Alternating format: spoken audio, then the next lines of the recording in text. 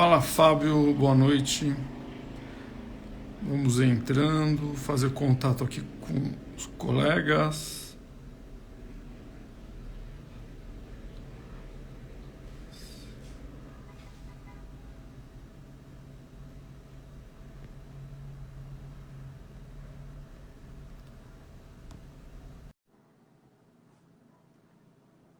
Boa tarde, Fábio. Convidei aqui a Silvia.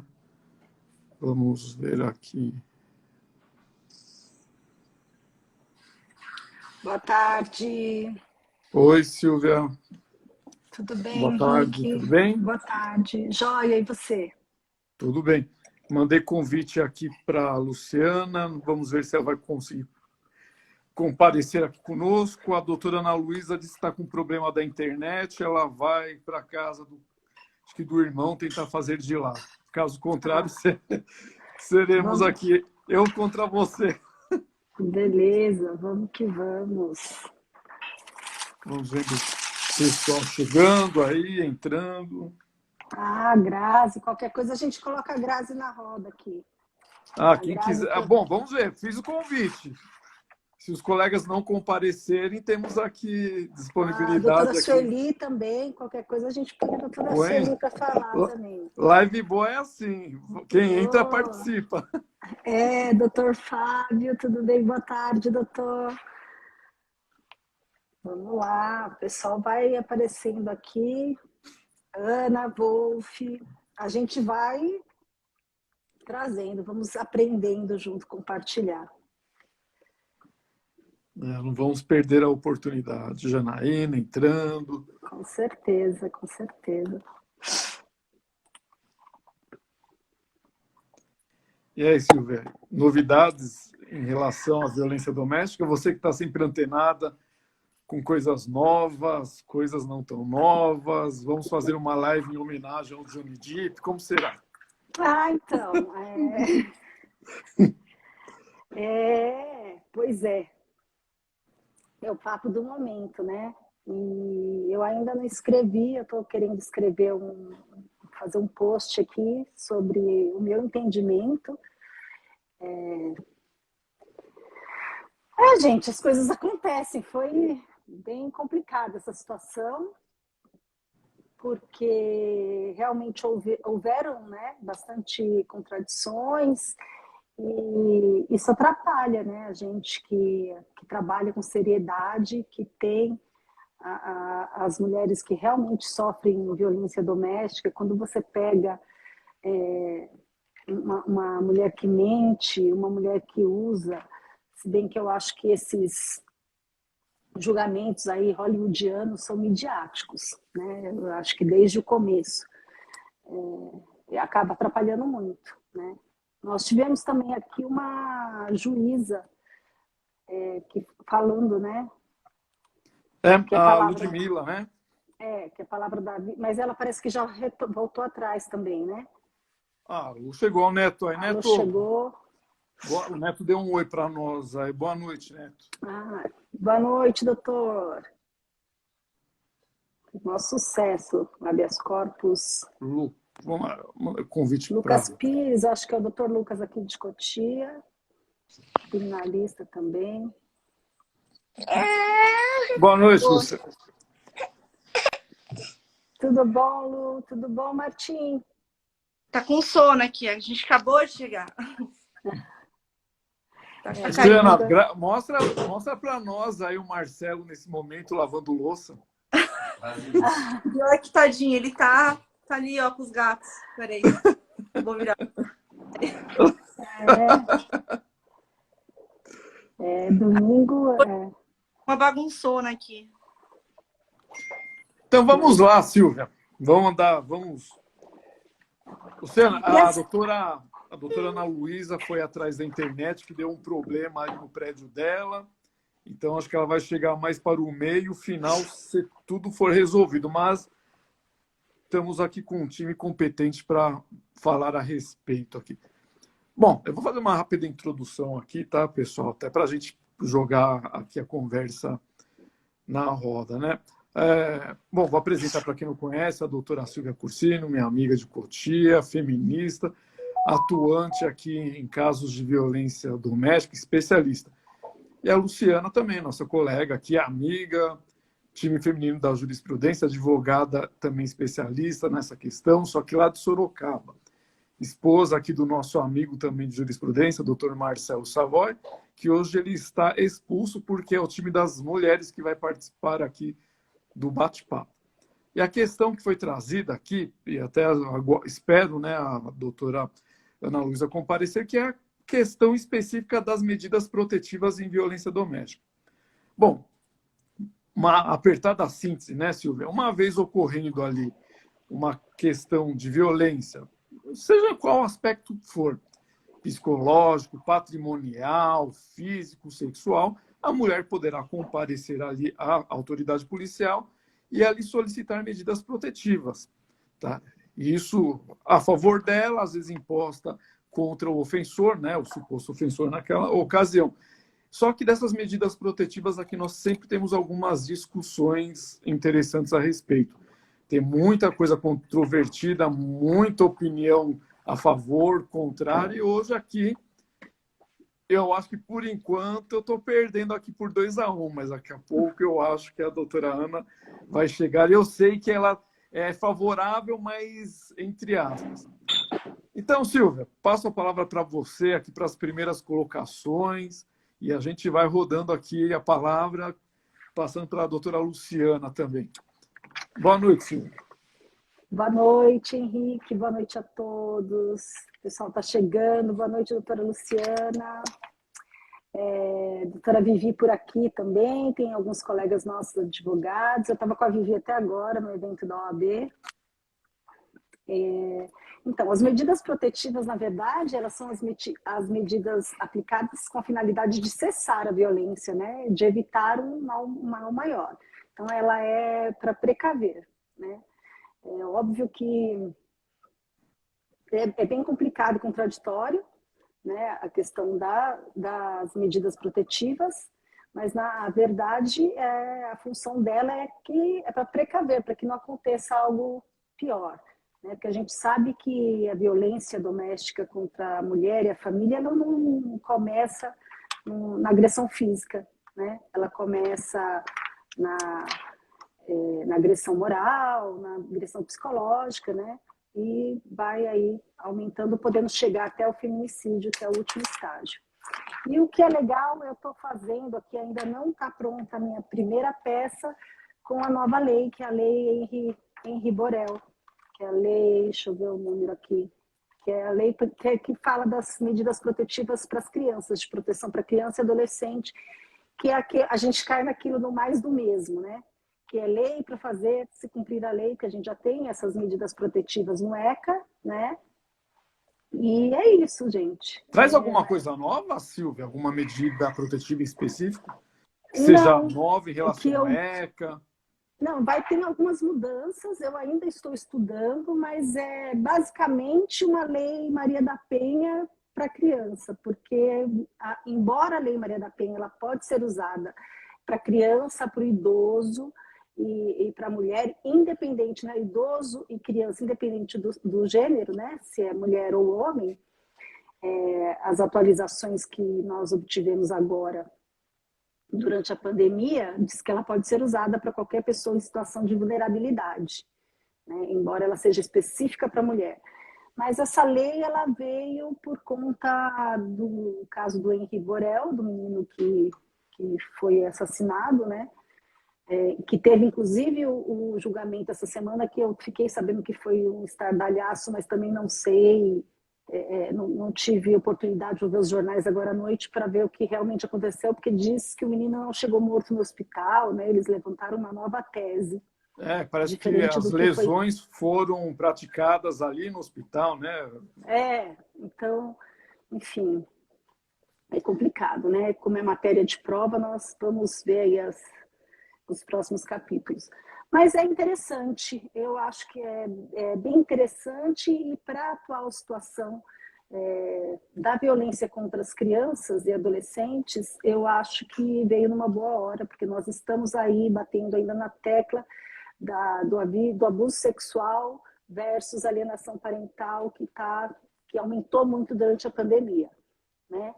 E a questão das falsas denúncias, enfim, a gente precisa ter muito cuidado quando vai se falar desse assunto. E veio aí esse infeliz desse Johnny Depp com essa Amber aí também, e acabou bagunçando mais um pouco a situação, que é uma situação grave. E a Luciana, como que tem aí se deparado? Qual a sua experiência com essas questões de violência doméstica no seu escritório, Luciana?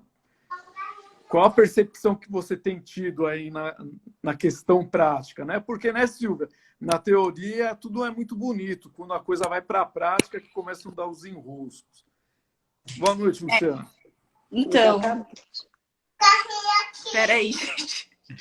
Quero tirar foto. Não, peraí, a mamãe já vai já. Olha o carrinho. Tá bom. Ai, é isso, gente. Essa é a vida. Meu carrinho. Tá bom, Tim, peraí. A vida Viu? como ela é, assim, a mãe... A ser vida mãe como é ela isso. é. Faz hoje. Peraí.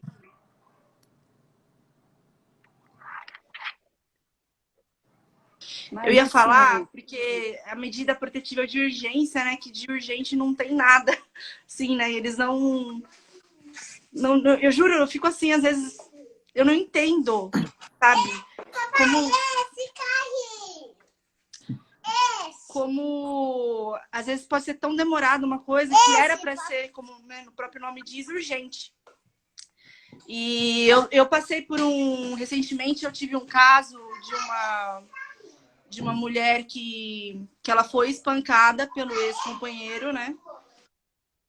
E a medida protetiva demorou para sair, sabe? E mesmo assim, também com vários indícios de onde ele estava, tudo mais, assim, até agora eles não prenderam o cara, mesmo ameaçando, mesmo vigiando.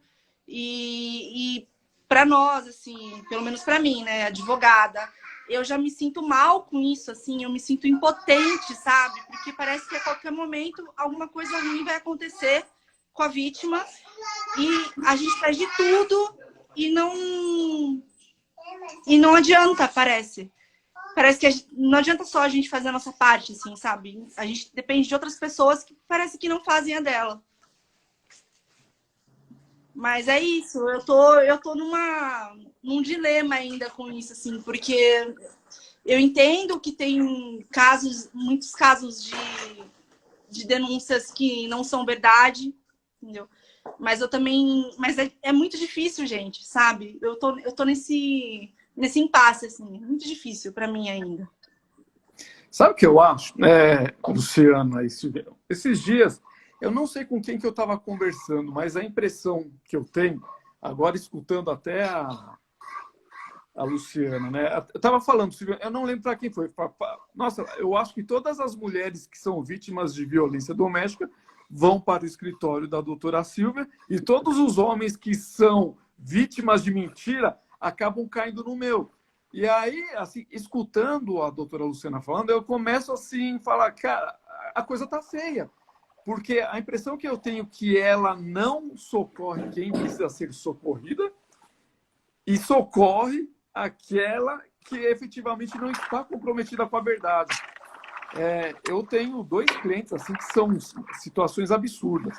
Um está praticamente resolvido, só que a mulher conseguiu fugir com a filha, né? Sumiu. E o outro vai para o 2º ou 3º mês que não consegue ter a visita dos filhos, visitá-los porque ali foi imposta a medida protetiva de afastamento dele, só que com isso a mulher consegue manobrar para que o pai não veja o filho. E aí, no final da semana passada, né, sexta-feira agora, apareceu o vídeo do que aconteceu, porque eu pedi para que fosse juntado nos autos o vídeo da portaria. E para minha surpresa, ou não, né, porque o cliente ele conta história, mas você como advogado, você sempre está com o pé atrás.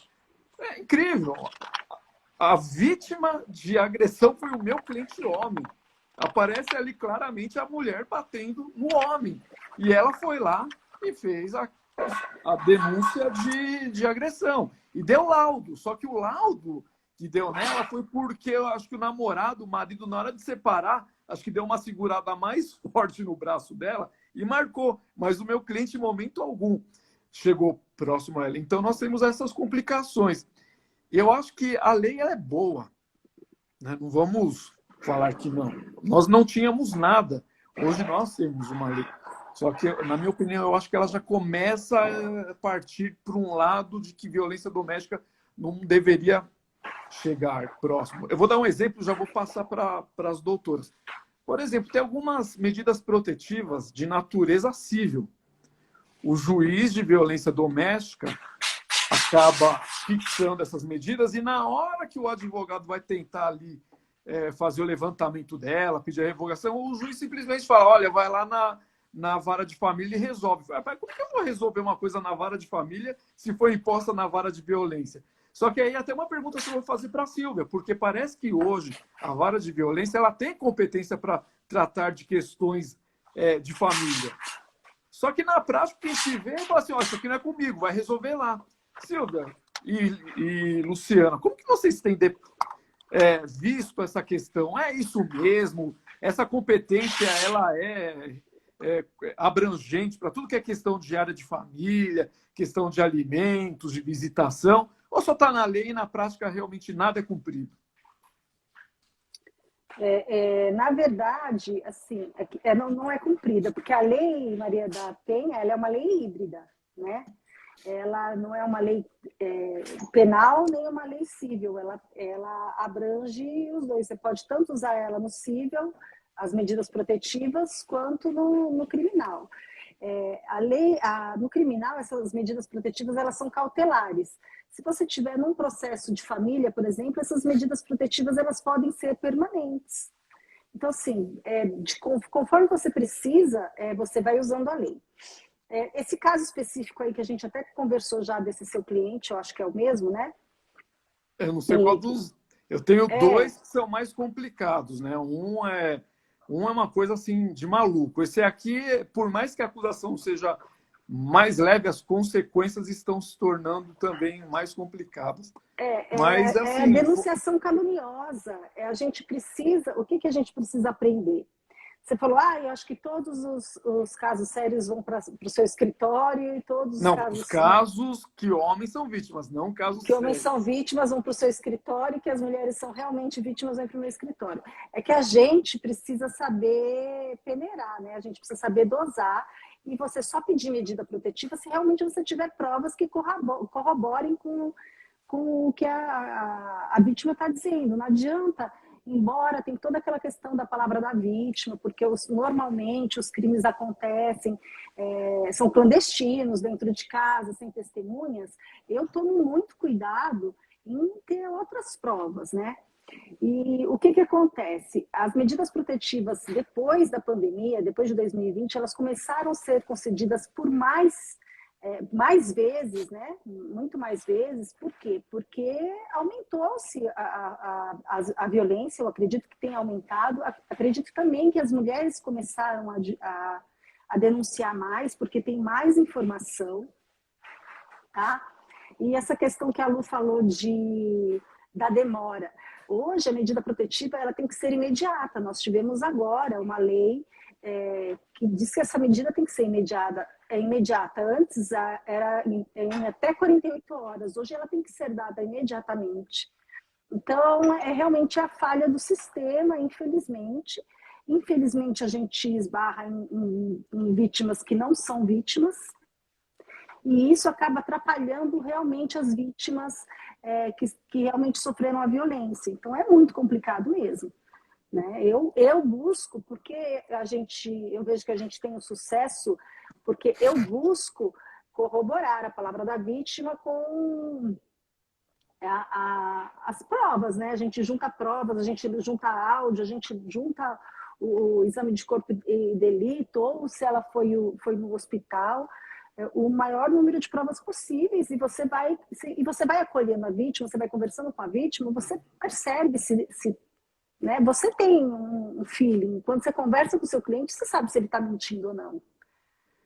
E aí eu acolho, mas também eu falo, olha, realmente foi isso que aconteceu? Você tem certeza? Porque isso pode se reverter contra você. né? E tem a questão dos filhos também, que as pessoas precisam ver, gente, que o homem e a mulher são adultos. Eu faço a família também, área de família. Então, são dois adultos, não pode colocar os problemas deles, não pode colocar os filhos no meio dos problemas. E a gente tem visto que tem pessoas que usam tanto homens quanto mulheres, que usam contra os filhos. Aí não pode isso, porque você está criando um problema maior. As crianças não têm como entender o problema dos adultos, né? E eu falo que o direito, né, o pai é do filho, né? Não é o filho que é do pai ou da mãe, não. O pai e a mãe que, que são dos filhos. Então, os adultos precisam ter definido isso, né? Ó, separou, mas o filho é para sempre. Então, a gente precisa ter essa conscientização. E a questão de prevenção, que infelizmente no Brasil, as pessoas só procuram um advogado quando já tem o problema aí. E a gente poderia ter um preventivo consultivo. As pessoas consultar antes, prevenir antes de acontecer o problema. Eu acho que ficaria muito mais fácil. Por isso que o pessoal fala, nos Estados Unidos não funciona. Funciona por quê? Porque eles fazem um consultivo preventivo. E tem acordo? Tem acordo que é antes de chegar no tribunal. Né? Eles não deixam chegar, acontecer tudo isso.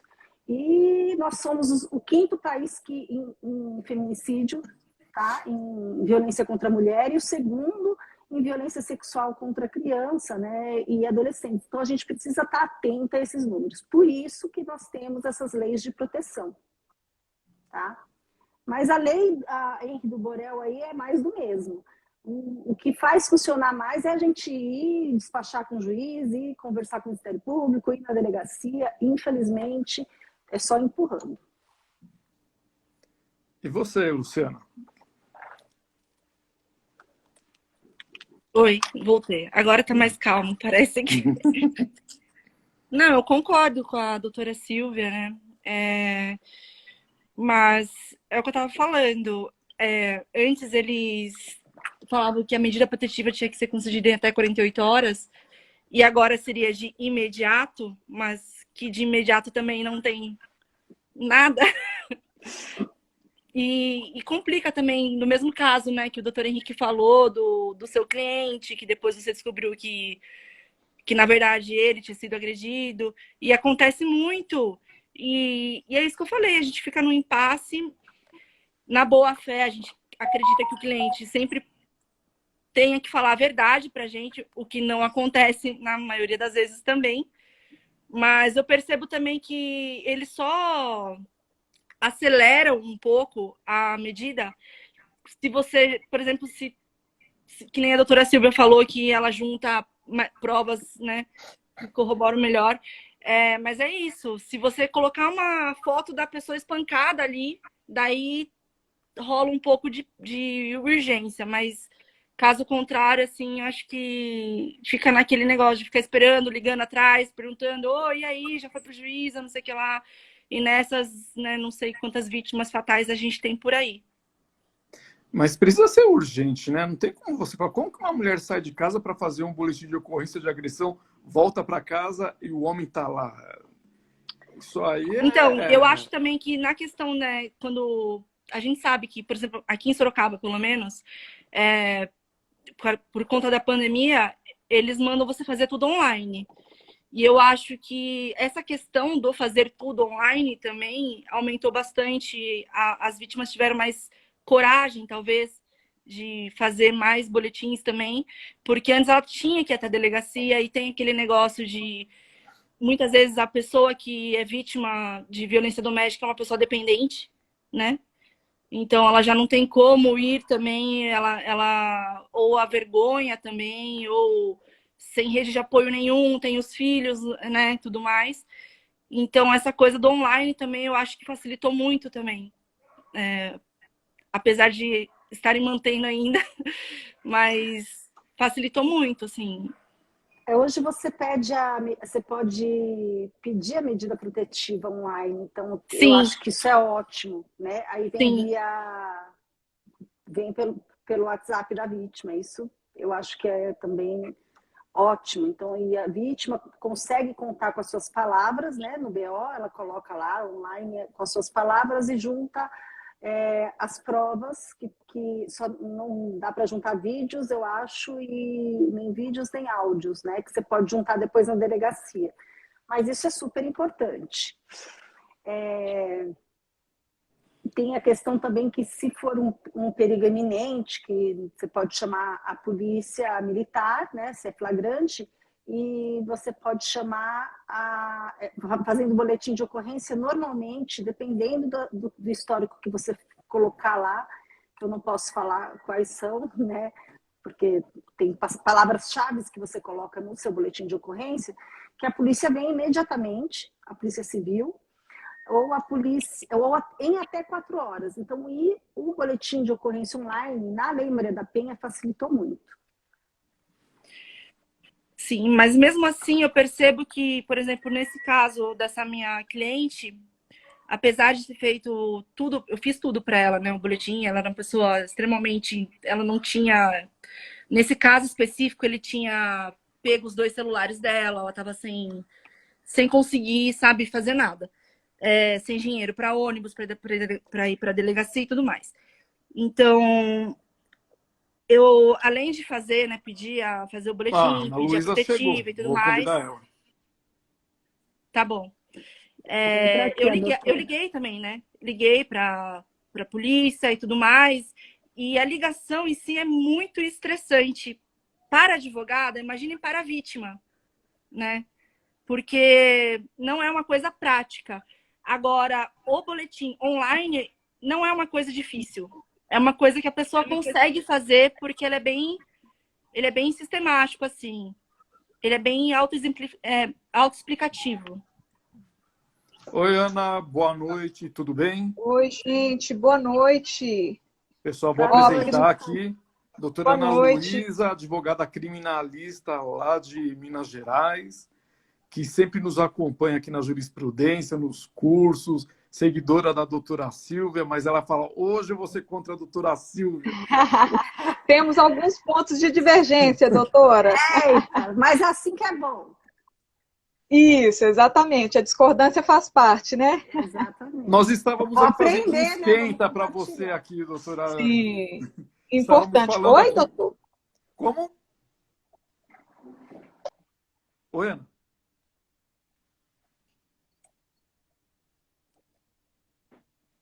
A internet dela tá... Não está muito... Tá, mas... Bom, a Luciana estava falando... Você chegou a concluir, Luciana? Então, e a opinião de vocês a respeito? Porque a medida protetiva, ela tem um caráter de precariedade, né? O juiz... Vou mandar convite para ela de novo.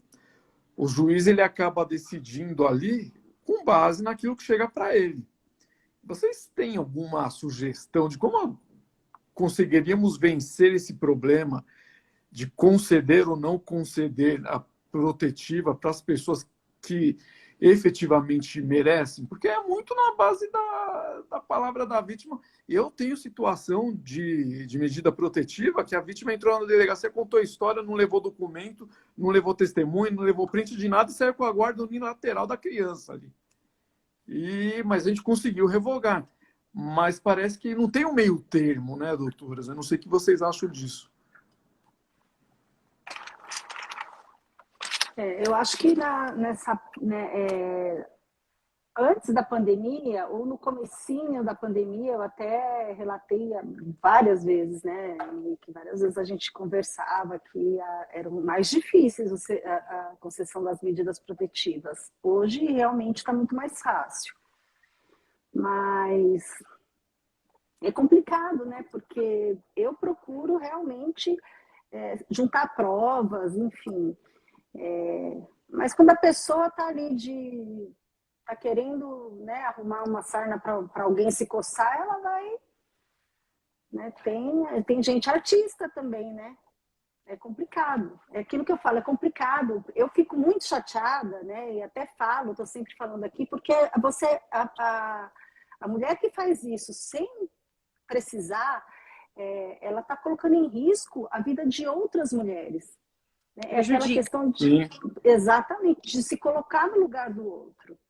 né? Mas hoje também, Henrique, a gente verifica que é uma defesa que você é uma pessoa que já falou isso para mim, que se tiver problemas na vara de família, para que não seja concedida a medida protetiva antes de fazer uma produção de provas. Então, gente, e realmente isso tem acontecido, né? Quando tem guarda de filhos, quando tem questões de patrimônio e a mulher vai fazer essa denúncia é mais complicado você conceder a medida protetiva. Então, eu falo para a mulherada, está sofrendo a violência, porque o que eu vejo? A mulherada está sofrendo a violência, doutora, voltou. A mulherada sofre a violência doméstica, né? Ela está lá sofrendo a violência moral, sofrendo a violência psicológica, muitas vezes a patrimonial, até a violência física, já há muito tempo, há muitos anos. E ela, eu vou aguentar, e aguenta pelos filhos, e aguenta pelo casamento, e aguenta pela sociedade, que é uma besteira. Mas quando pega essa violência já nos filhos, quando começa a mexer com os filhos, ela vai pensar em denunciar. E aí, quando ela denuncia, normalmente ela é taxada como alienadora. Aí você entra num outro problema aí, que é a alienação parental, que é muito sério. Então, a mulherada precisa começar a denunciar realmente a violência doméstica quando ela perceber que ela está sofrendo a violência doméstica, porque isso acaba atrapalhando também as mulheres que fazem a denúncia de boa-fé. Né? Eu tenho visto isso também. Eu não sei se é porque eu sou especializada e eu só trabalho com isso, né? Que eu vejo em maior volume, mas eu tenho visto isso também. Silvia, eu acredito que a maior parte das denúncias de violência doméstica em todos os seus, em todas as suas espécies, patrimonial, sexual, física, psicológica, são verdadeiras.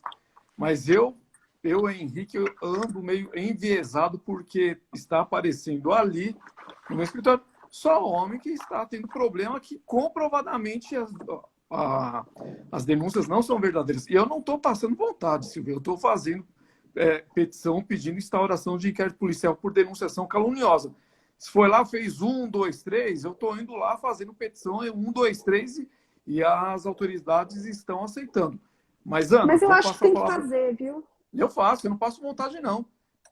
Mas, Ana, nós estávamos aqui conversando a respeito aqui da perspectiva como que eu posso falar? A perspectiva de cada um aqui em face ali das medidas protetivas concedidas. Isso na prática, porque na teoria nós sabemos, todo mundo lê jornal todo dia, todo mundo aqui tem acesso à internet, teve o caso do Johnny Depp aqui, mas assim, para nós advogados, ali no dia a dia, prática, como você tem visto essa questão, doutora Ana Luísa? Olha, eu tenho visto, doutor, com muita cautela, sabe? Porque eu penso que a gente não pode generalizar, e nesse sentido eu até concordo com a fala da doutora Silvia, né? Eu acredito que a gente tem sim, e a minha pretensão não é criticar os mecanismos de efetivação dos direitos das mulheres, pelo contrário, eu acredito que é extremamente importante e muito necessário, né? Legítima essa causa, mas eu acho que a gente tem que, na verdade, o desafio é compatibilizar o exercício do direito de defesa do acusado com os mecanismos de efetivação dos direitos das mulheres, né? Porque a gente não pode generalizar, claro, existem casos e casos, mas eu acredito que a matéria ela exige um tratamento, assim, uma abordagem mais técnica, sabe? Porque o que eu vejo, assim, algumas opiniões isoladas, sem muita fundamentação, e a gente sabe que na prática não é bem assim, né? E nesse sentido eu gostaria até de propor um recorte em relação à realidade da capital e da região metropolitana com as cidades do interior, né? Porque na verdade a minha crítica, ela é direcionada ao artigo 12C da Lei Maria da Penha, né? Que tem lá aquela figura da autoridade policial, né, com essa possibilidade de concessão do afastamento do agressor do lar. Né? A minha crítica, na verdade, é essa. Porque, claro, né, medidas protetivas, mecanismos de efetivação do direito das mulheres, isso é extremamente importante e muito necessário. Mas, na verdade, a minha crítica ela é direcionada à figura da autoridade policial. Porque eu acredito, né, assim, para a gente não ficar muito na teoria, aquela questão do princípio da reserva de jurisdição, a questão da inviolabilidade do domicílio, que a gente sabe que algumas matérias, como eu acredito que tem algumas pessoas aí na live que não são da área do direito, eu acho importante esclarecer, até mesmo para facilitar aí o entendimento. O princípio da reserva de jurisdição, o que é, na verdade, né, para facilitar? Como algumas matérias são reservadas à apreciação judicial. Então, nesse sentido aí que vem a minha crítica. Eu acredito que a figura da autoridade policial concedendo de plano essa questão da medida protetiva do afastamento do agressor do lar, eu acredito que é extremamente temerária. Né? E nesse sentido, inclusive, tem alguns dados que eu acho importante aqui da gente suscitar, até para fins de reflexão. Então, por exemplo, tem lá eu não sei se vocês acompanharam aquela recente discussão lá da ADI, o número, deixa eu até colocar aqui, porque eu sei que tem pessoas que gostam de anotar, né? ADI número 6138, que traz assim, um dado muito interessante que eu acho importante a gente refletir, que fala que 75% dos casos a propriedade é do homem, ou então, né, se eles são casados em regime de comunhão parcial de bens, esse domicílio, no caso, né, a propriedade é do casal. Então, assim, como é que você vai impor uma medida cautelar, né, de extrema gravidade, que é o afastamento do lar, só com base, claro, mas aqui com todo respeito, né, com base na palavra da vítima, que, claro, merece sim, né, todo cuidado na abordagem, inclusive na legitimação, né, desse direito, que eu acho que é importante sim, e tem que denunciar, mas eu acho que é extremamente perigoso você impor uma medida cautelar dessa extremidade, com essa envergadura, só mesmo com base ali numa notícia crime, vamos dizer assim, sem esse cuidado da apreciação judicial. E aqui, inclusive, eu gostaria até de esclarecer um ponto, né, que claro que eu não estou defendendo que juiz não erra, pelo contrário, a gente sabe que tem muitas decisões aí que são extremamente, assim, do ponto de vista técnico, questionável, mas eu acredito que, como é uma matéria reservada a essa questão da apreciação judicial, merece essa abordagem. Então, eu acredito, na verdade, o legislador ele seria mais feliz se ele tivesse parado ali no primeiro inciso, que aí fala que a autoridade policial que pode conceder essa medida de afastamento do agressor do lar é a autoridade judicial, ponto. E aí, nesse sentido, que eu acredito que esse recorte da gente falar da capital e da região metropolitana com a realidade das cidades do interior, também é necessário de trazer aqui, porque senão a gente fica muito na teoria, né, teorizando, princípio da inviolabilidade, mas como é que é isso na prática? Porque, na verdade, para quem está nos acompanhando e que não é do direito, não é toda situação que admite essa questão da concessão das medidas protetivas pela autoridade policial, né, só nos municípios que não são sede de comarca. E aí, como é que a gente pode entender, doutora, o que são os municípios que não são sede de comarca? Aquelas cidades que não têm ali um juiz de plano, né, que demanda ali se você for demandar ali alguma ação judicial, você tem que ir para uma cidade adjacente, né, assim, uma cidade vizinha que tem ali um fórum e um juiz ali que possa analisar a situação. Então, assim, eu acho que isso é necessário, merece uma abordagem mais técnica, né, a gente suscitar esse tipo de discussão, mas eu acredito nesse sentido, eu acho que, na verdade, o grande desafio, como eu iniciei minha fala dizendo, é compatibilizar, né, o exercício do direito de defesa do acusado com essa questão da efetivação do direito das mulheres, que também é muito importante. Eu acho que o grande desafio, na verdade, é esse. A Ana, acho que esmagou a questão, né, Silvia? Foi muito bem no que ela disse. Ana, eu sou extremamente garantista, mas assim, eu concordo com essa questão da atuação do delegado, viu? Até nessas comarcas mais distantes. Como eu até coloquei aqui, a mulher vai na delegacia, faz uma ocorrência, registra e volta para casa e ali está o agressor esperando ela. Então, eu acho que tem que ser uma coisa urgente, e naquela urgência, naquela emergência ali, quem nós temos é a polícia e o delegado. Mas, com certeza, sim, teoricamente, nós temos uma questão de discussão. E foi uma outra coisa que acabei comentando aqui com a Silvia e com a Luciana, que são questões de direito de família ali que se misturam com a violência doméstica. E aí a gente tem um problema, porque a medida protetiva geralmente não, ela pode ter uma natureza cível, só que na hora de decidir, o juiz da violência se diz incompetente para esse fim. Mas, pela lei, parece que ele tem algumas competências de natureza civil, sim. E eles acabam se esquivando disso aí. Essa é a questão natureza problemática. híbrida, né? Essa é a questão, né? Mas, na verdade, doutor, o que eu penso nesse sentido? Não é que eu sou terminantemente contra o delegado de polícia conceder. Eu acredito, sim, que, na verdade, nós tínhamos que investir no aparato estatal, entendeu? Para fornecer essa celeridade no procedimento. Vou falar, assim, da realidade da capital e da região metropolitana. Tem medida protetiva, já aconteceu comigo, inclusive, de conceder no mesmo dia, entendeu? Claro que eu sei, por isso que eu falei da questão do recorte. Que não é a realidade de todas as cidades, né, do país, isso eu sei, por isso que eu acho importante a gente considerar esse contexto social. Mas eu acredito também que se a gente investir nessa questão da celeridade do procedimento, eu acho que a gente consegue garantir exatamente essa questão procedimental, entendeu? Porque senão a gente vai cair, a gente vai incorrer naquela questão, assim, do principal argumento, é a celeridade no procedimento, que a gente precisa garantir o direito da mulher, e nesse sentido eu concordo absolutamente. Mas aí eu penso que cai muito naquele argumento do impedimento do juiz das garantias. Não tem como a gente implementar agora, porque precisaria de equipar, de ter mais juízes nas comarcas. Mas, poxa, se a gente for olhar assim numa visão sistêmica, se a gente for parar para pensar, o próprio pacote anticrime aumentou o tempo limite de cumprimento da pena para 40 anos.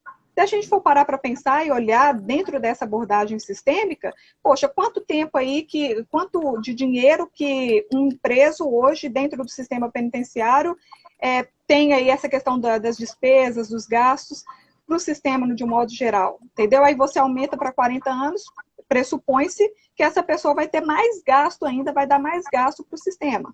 Então, nesse sentido, o que eu compreendo? Na verdade, eu vejo como uma grande hipocrisia. Porque aí, de um lado, você impede a implementação do juiz das garantias, e eu não quero muito fugir do tema, mas é só porque eu gosto de fazer essas reflexões que eu acho muito interessante, essa visão mais panorâmica, sabe? Mas aí você impede a implementação por causa desse argumento de que a gente não tem juízes para implementar, ok. Mas aí, por um outro lado, a gente também tem ali o pacote de crime que aumenta o tempo limite de cumprimento de pena e automaticamente pressupõe-se que aquela pessoa vai dar mais despesas para o Estado. Mas aí não tem problema, porque dentro dessa visão, o punitivismo, né, a questão lá do punitivismo impera. Então, nesse sentido que é a minha crítica. Eu acho que, na verdade, para a gente compatibilizar essa questão do direito do acusado e do direito das mulheres dentro dessa perspectiva da violência doméstica, eu acredito que o caminho é esse, é você investir na celeridade do procedimento e também sem preconceito nessa questão de o delegado de polícia ou o próprio policial, que a gente sabe que também tem essa possibilidade, né, do policial, na indisponibilidade do delegado de polícia, ele pode garantir também, ele pode conceder de plano. Mas aí eu acho que é extremamente temerária, entendeu? Essa medida, porque você vai estar privando uma pessoa do gozo, né, do exercício lá do direito dele, que é o direito de propriedade, só com base em uma notícia crime, que depois pode ser reformada, entende? E aí, nesse sentido, tem também o princípio do devido processo legal, né, que ninguém pode ser privado da sua liberdade nem dos seus bens, né, sem o devido processo legal. Tem a questão da reserva de jurisdição, que eu já tinha mencionado anteriormente. Tem essa questão da inviolabilidade do domicílio, e aqui entendido, né, o domicílio compreendido no sentido amplo, né, ou seja, até mesmo as empresas. Então, assim, por isso que eu acho que é para a gente garantir, até mesmo para não banalizar o Instituto, né, porque eu acho que se a ideia é proteger, de garantir a efetividade do direito das mulheres, eu acredito que, na verdade, a gente deveria pensar numa forma de implementar tudo isso, mas respeitando o devido processo legal. Eu acredito que, na verdade, é por aí. Mas, claro, enquanto a gente não consegue... Perdão, pode dar continuidade, doutor. A Silvia viu esses dias que tem um projeto de lei aí do Alexandre Frota que pretende bloqueio de bens e valores dos agressores, né? Acho ótimo. Você acha ótimo? Acho e você, ótimo, Luciana, óbvio. o que você acha? Né? A gente tem que lembrar primeiro, boa noite, doutora Luciana, a gente precisa lembrar que somos o 5º país que mais mata mulher por violência, né? Primeiro precisamos lembrar disso. Segundo país, tá? Que mais tem abuso e exploração sexual infantil. Então, primeiro é isso. A Lei Maria da Penha é uma lei específica, ela realmente é uma lei híbrida, ela deveria funcionar, infelizmente não funciona.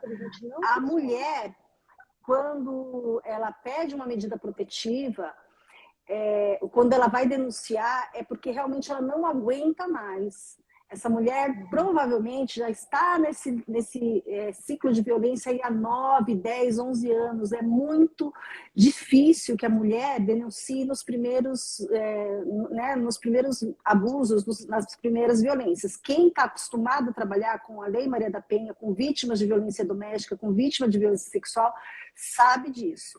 Para a mulher é muito frustrante ela ter que ir a uma delegacia ou fazer um boletim de ocorrência para dizer que ela apanhou do amor da vida dela, porque a gente casa para viver para sempre, ninguém casa para separar. A gente tem filhos para criar o filho dentro de uma família, embora a gente quer ser livre, que a gente luta pelos nossos direitos, a gente ainda quer ter uma família tradicional. Né?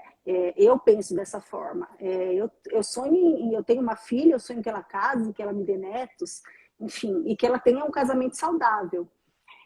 O que a gente precisa ver também é que essa questão de fazer o afastamento do lar e que o delegado vai dar, se o policial vai dar, é ótimo, porque se o policial chega na casa dessa mulher, essa mulher está espancada, né?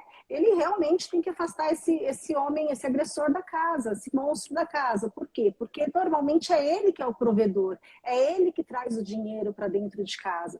E essa mulher, ela já foi rechaçada até o último, e ela escuta, olha, se você separar de mim, eu vou continuar te batendo, mas se você separar de mim, você não vai ter mais o que comer, seus filhos vão passar fome. Normalmente ela não tem uma rede de apoio, que foi o que a Lu falou. Aqui os pais não recebem essa mulher de volta, e aí eu já venho fazer um apelo, porque eu faço mesmo. Muitas vezes os pais não querem receber suas filhas de volta porque eles estão separados, porque é contra a religião. Então, prefiram receber sua filha que apanhou de volta nas casas do que recebê-la no caixão.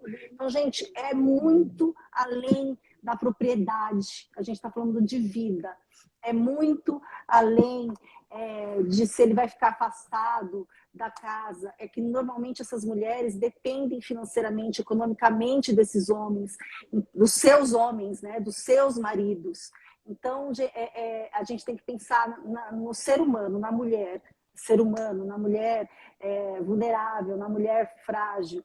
E nós somos emocional. A mulher é emocional, o homem não, o homem já é mais razão. Então, assim, nós somos emocional. Então, para ela ter uma decisão de ir fazer tudo isso, fazer uma medida protetiva, chamar a polícia, ela já deve ter pensado 1000 vezes, doutora. Então, essa questão de propriedade, de notícia-crime, eu sou totalmente a favor.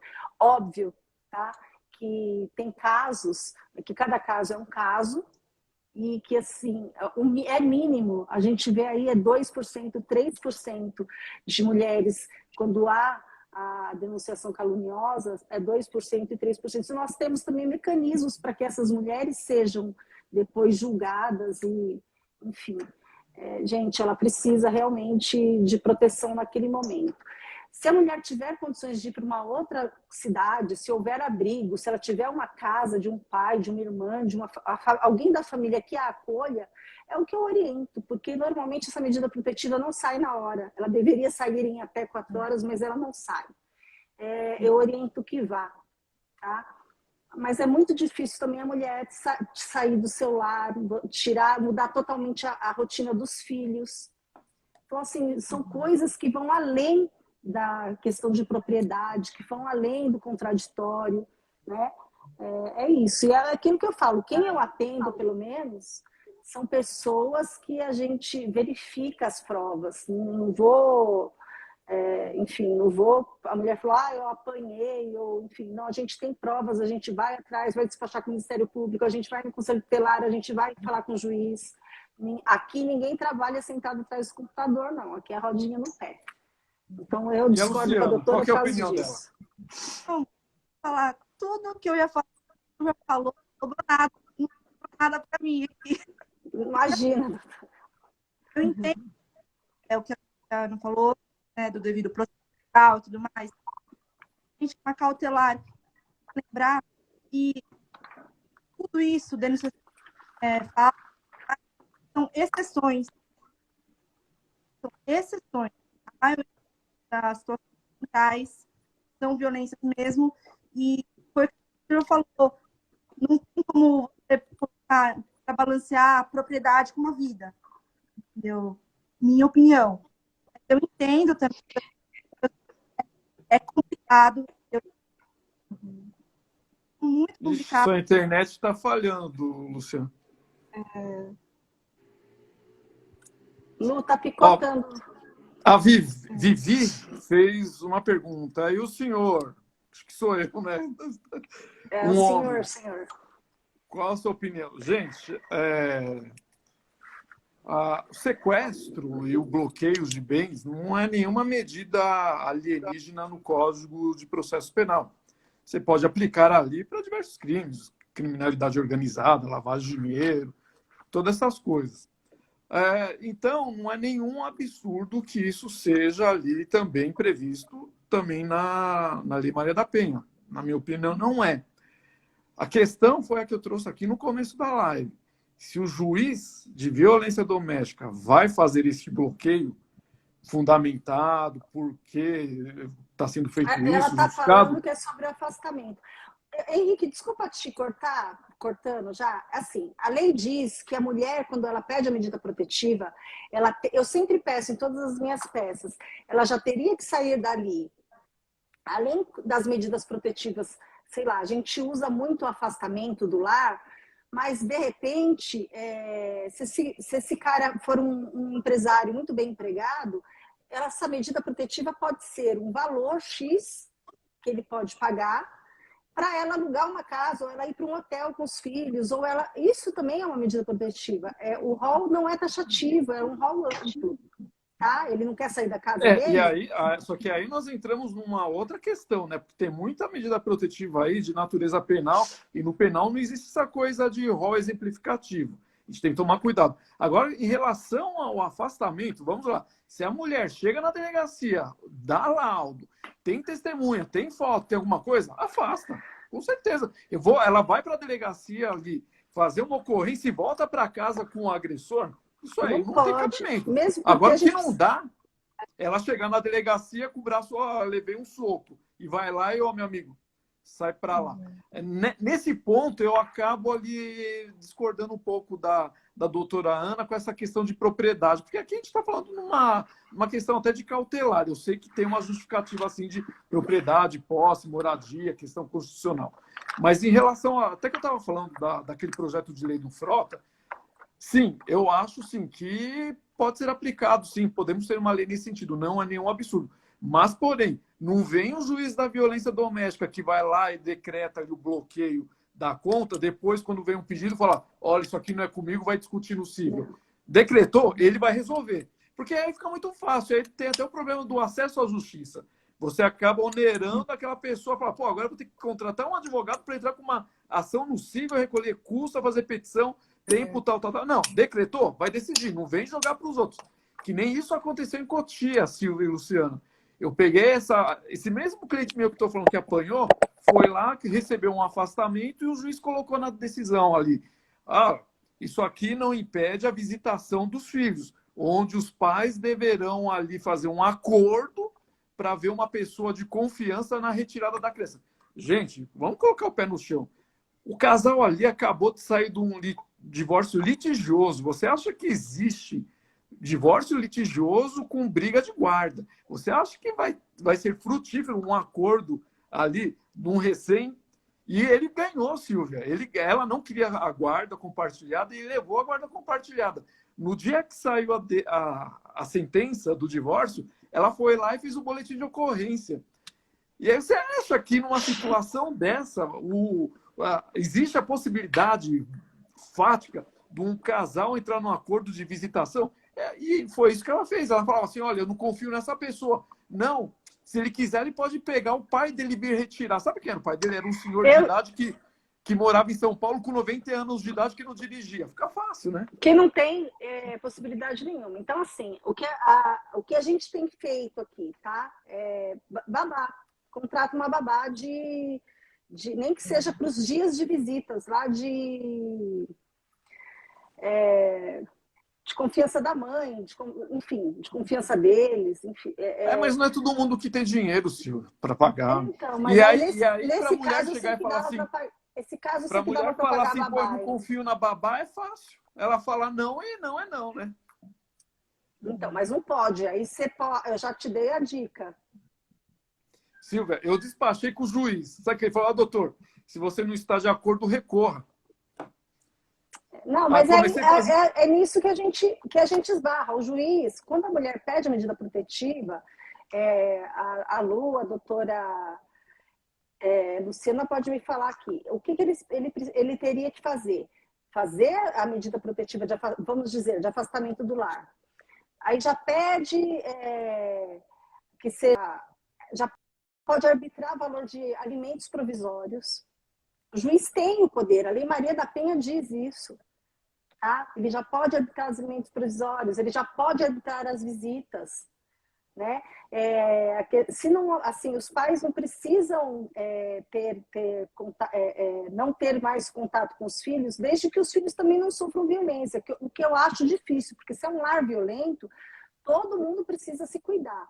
Aqui em Cotia, normalmente, o homem já vai direto, que o Henrique nem gosta disso, porque o homem já vai, cautelarmente, já participa das reuniões de ressocialização, que não é nem ressocialização que fala, mas ele já participa das reuniões de ressocialização que está lá no rol como medida protetiva, antes do devido processo legal, e eu acho que é ótimo.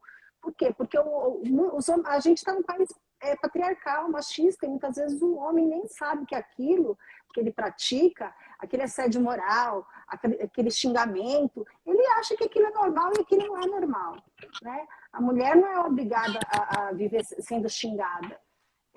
Eu acho que isso. O Henrique outro dia foi até palestrar lá e os homens adoraram. Os homens que ainda nem foram condenados por violência doméstica. Pode ser que alguns nem serão porque participaram aí dos encontros, né, das rodas de conversa. Eu acho que é super válido. O Henrique foi lá para conversar com... Como que foi a experiência, Henrique? Aquilo é uma medida Então, eu fui lá. Então, aí que tá. Eu fui lá e expliquei. O que a minha função foi fazer? Eu fui muito claro. Desculpa, eu fui muito claro com eles. Eu falei, gente, vocês estão ferrados. Ela é a mulher e a palavra está com ela. Se vocês não têm testemunha, vocês aqui estão todos lascados. Se vocês não provarem, vocês vão ser responsabilizados. Aí eu pergunto para vocês, valeu a pena? Vocês estão todos aqui, perdendo tempo de trabalho, e aí valeu a pena? E aí foi lá a Angela Maluf, ela foi perfeita no que ela falou, gente, não tá legal, vai embora. Não perca o seu tempo. Só que, Silvia, essa medida protetiva,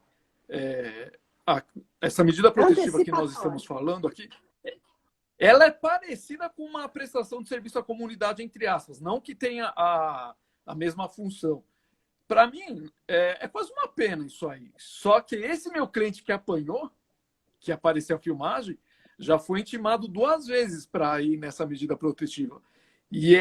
Só que ele trabalha viajando a semana inteira. Aí eu pergunto, como que ele vai comparecer ali? A sorte que apareceu agora esse vídeo que mostra que quem foi o agredido foi ele, não ela. Mas se não tivesse aparecido, ele ia ter que dar um jeito de cumprir, entre aspas. E assim, não é 1 hora, 2 horas, né? São 4 horas no mês inteiro. Então, não é assim, vai lá e escuta uma palestrinha de 1 hora. Não é uma coisa bem assim. A gente está falando aqui, Silvia. Não tem nada de legal, não, Silvia. Não, o legal que eu estou falando assim é que aqui esse caso é de Cotia, você falou. O Ministério Público aqui é bem coerente, então provavelmente ela vai ser chamada para prestar esclarecimentos vai levar uma lapada aí, porque eu tenho certeza que o Ministério Público vai falar, né, vai chamar a atenção dela sobre essa questão de que realmente existem mulheres que precisam da medida protetiva e ela, com a atitude dela, ela com está certeza. descredibilizando as outras mulheres que realmente precisam. Né? É muito ruim isso. Deixa eu parar de falar, senão não paro de falar, ninguém fala mais. Não, mas e é até pedagógico, né, doutora? Porque eu acredito que quando tem essa responsabilização também é pedagógico, né? Para ela entender também que essa questão contribui para, na verdade, o efeito contrário, né? Assim, se a ideia é proteger, na verdade, com esse tipo de atitude, ela está contribuindo para o efeito inverso. Exato.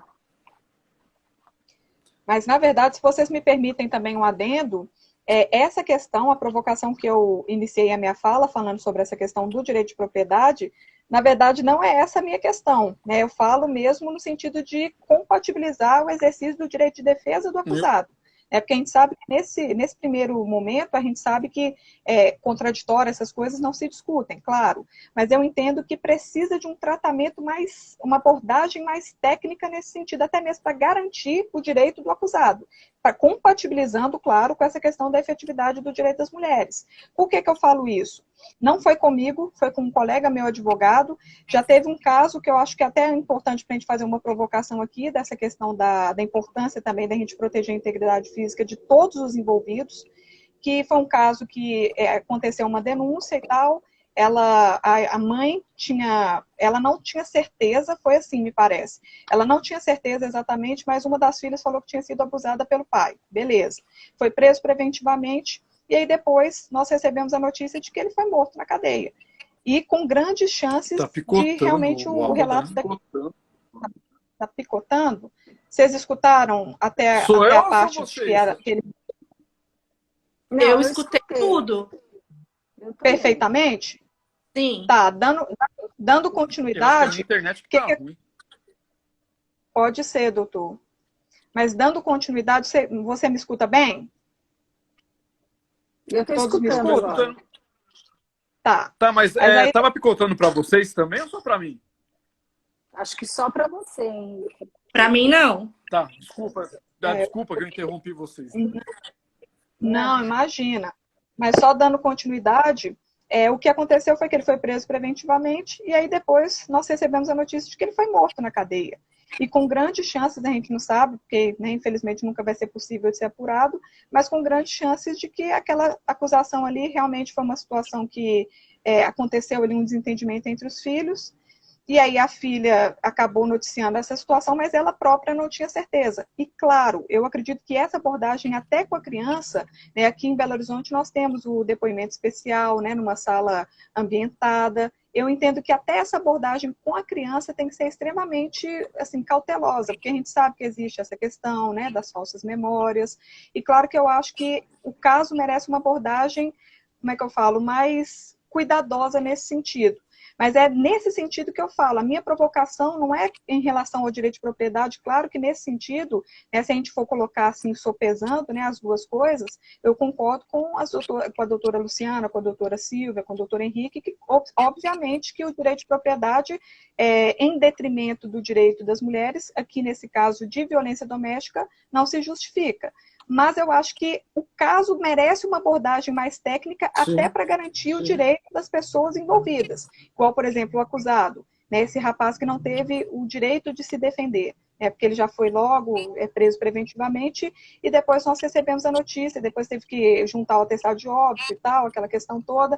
Então, assim, não foi comigo, não foi um caso que eu assumi, foi com um colega advogado, mas eu acredito que esses casos, e claro, também a gente tem que tomar muito cuidado com a generalização, por isso que eu tomo, sempre na minha fala, eu tento destacar essa questão, né? Porque a gente tem que ser extremamente cauteloso, até mesmo para a gente não incorrer ali no equívoco e de acabar generalizando e banalizando a questão.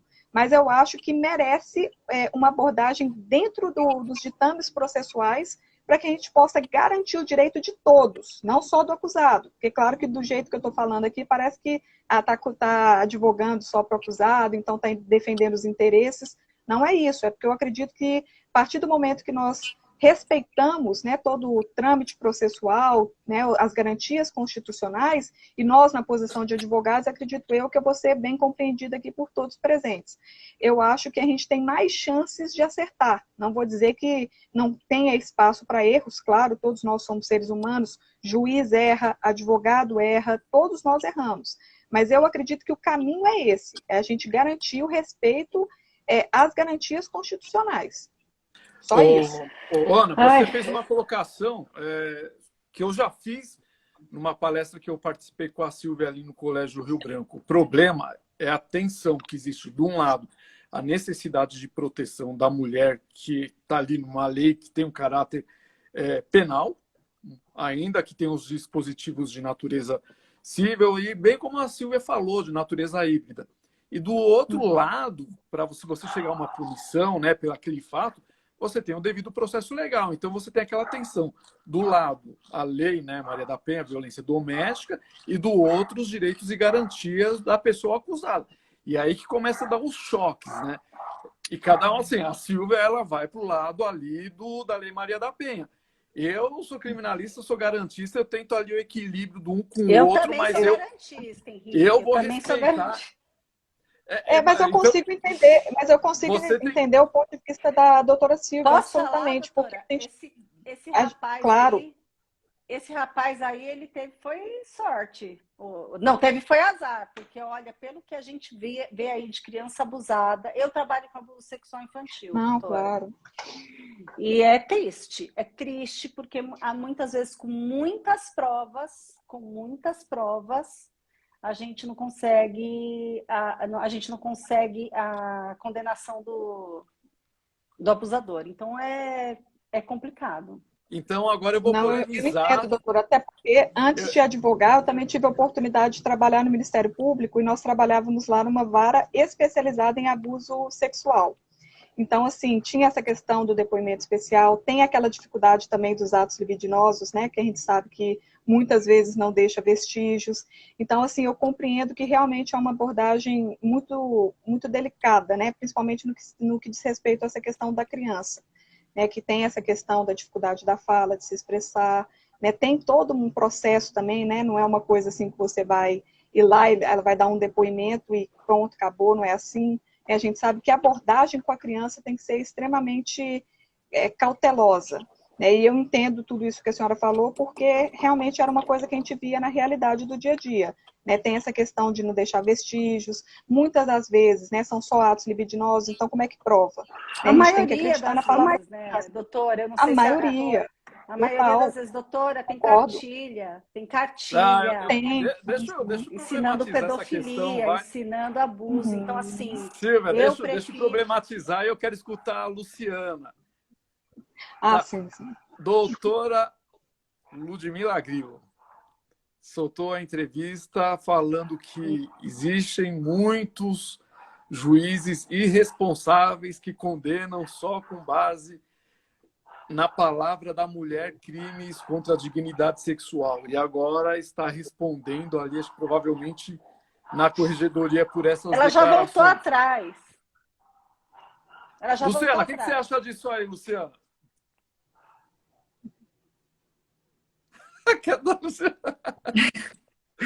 Eu acho que meu filho está me chamando. Mas sabe o que eu ia te falar? Você falou do e o Marcelo deve estar olhando, olhando feio, tipo assim, olha lá que você vai falar. Não, mas sabe que eu tenho um cliente que o juiz condenou ele por estupro de vulnerável, mas sem comprovação de atos libidinosos, nada, assim, pela palavra da menor, 18 anos. E até fiz a apelação dele esses dias, mas é uma coisa que você pensa, né? É muito como é diferente, né? Tipo, de região para região, de comarca para comarca. Porque aqui ele levou 18 anos. E, tipo, bom, primário, tá? E, então, você falou isso, eu lembrei disso, né? Nossa, é muito diferente, né? Dependendo do lugar que cai o processo, onde vai, que exatamente. muda muito. A Silvia deve concordar que tem bastante acusação dessa em Cotia, né, Silvia? Concordar com o quê, gente? É muito sério. É muito sério. Não, Essa concordar, questão eu de... digo a quantidade de processos. Muito, é muito sério a acusação de abuso sexual. É muito sério. Então, assim, eu acho que tem que ser tudo muito bem investigado, tá? Tem que ter as provas, corroborar as provas, tem que levar a criança um afastamento inicial da criança do agressor, né? Do abusador, para essas investigações. É muito delicado, porque eu falo que se não existiu, né? Se os fatos não existiram, se o crime não existiu, gente, acaba-se com a vida de um ser humano. Tá? Então, mas assim, eu normalmente não pego casos que só existem a palavra da vítima. Dificilmente. Normalmente a gente tem provas, materialidade, enfim, é complicado eu falar de uma condenação só com a palavra da vítima. Né? Eu também, gente, eu sou ser humano, eu sou garantista também, né? E já veio mãe me procurar e falar, a minha filha, ele passou a mão na minha filha, enfim, a menina vestida, praticou os atos lá libidinosos, a menina tinha 11 anos, e aí às vezes a gente choca a pessoa, né? Mas ele saiu da delegacia, ele não ficou preso. Aí a mãe vem procurar indignada, como que ele não ficou preso? Ele estuprou a minha filha. E aí quando você vai ver, não foi isso que aconteceu. Na verdade, o cara deu, como que eu vou falar, uns amassos na menina. Nem sei como se fala mais isso, gente. Eu sou velha, casada já há muito tempo. E acabou passando a mão nas partes íntimas da menina, com ela de roupa. Ela estava no estamento que, ao meu ver, não era um lugar para ela estar naquela hora, né, no local, estava com a mãe. Então, assim, tudo isso é levado em consideração. Agora, você me pega um cara desse e você joga numa cadeia falando que ele estuprou uma menina de 11 anos, esse cara vai ser morto. Então, assim, é muito sério. Você precisa ter uma responsabilidade social com o que você faz, com o que você fala. Normalmente, quando eu pego algum caso, são casos que há provas, sim, que corroboram com o depoimento da vítima, com a oitiva, que são várias provas. Enfim, é bem complicado. E hoje a gente tem aí essa questão dessa lei de alienação parental, que eu sou contra porque a gente esbarra na mesma situação. As denúncias são mínimas, né? Realmente de violação, de que não são, e a inversão da guarda para abusador. Gente, é uma coisa horrorosa. A gente precisa, vocês precisam ter acesso aos, sei lá, o pessoal da inteligência da polícia, o pessoal da pedofilia da Polícia Civil de São Paulo. Então é muito triste. Então, quando você vê essas coisas, você toma um pouco mais de cuidado. Né? E a gente tem que ter pessoal capacitado também, porque muitas vezes os técnicos do judiciário eles põem a perder a vida de uma criança, a vida de uma mãe, a vida de um homem também, que eles podem atestar que realmente a criança foi abusada em 1 hora. E eu acredito que essas sessões de 1 hora elas não podem né, trazer nada de bom, acho que para ninguém. Eu acho que tudo tem que ser muito bem investigado. Há desconfiança de abusos? Ok, vamos lá, vamos investigar, vamos afastar no primeiro momento, né? É a minha opinião. Não deve ser de todos, mas é a minha opinião. Eu sou naquela que onde Silvia, a fumaça há fogo. Eu acho, gente, de verdade. Eu não sou... é ser humano, entendeu? Então, você pode acabar com a vida de uma criança, você pode acabar com a vida de uma criança, mas você também pode acabar com a vida de um homem que, de repente, não fez nada. tem mulher louca também, gente. Infelizmente, eu não posso estar aqui. Não é porque eu defendo mulheres, não é porque eu trabalho defendendo mulheres vítimas e crianças vítimas que eu defendo a torta e a direita. Não, que todos os homens são maus. Não. Tem mulher que é louca também. A gente tem que chegar numa realidade, né? É que a gente trabalha com estatística e estatisticamente, né? É isso que acontece, é isso que a Vivi está falando. Primeiro se protege, então a gente protege a criança e vamos investigar. Tem que ser investigado e muito bem investigado. Essa é a minha opinião. Só que esse é o problema, né, Silvia? Nós estamos vivendo uma epidemia de casos de violência contra a dignidade sexual, aparecendo muito, mas muito. Tanto particularmente quanto pela defensoria. Eu faço defensoria e aparecendo muito. Inclusive de adolescente com adolescente. E se você for ver a investigação geralmente ela fica ali na questão do laudo sexológico e depoimento de testemunhas. Se tiver uma testemunha que disse, eu vi alguma coisa, complicou.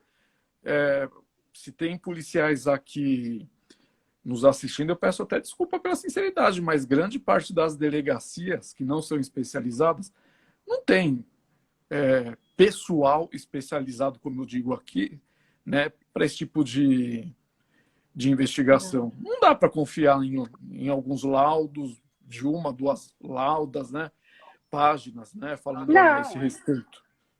Então assim, uma entrevista, né, fez uma entrevista com todo o meu amor e meu respeito pelas técnicas do judiciário, os assistentes técnicos do judiciário, mas você não pode confiar num laudo técnico de uma pessoa que ouviu a família uma vez, né? Ouviu a mãe, o filho e o pai uma vez.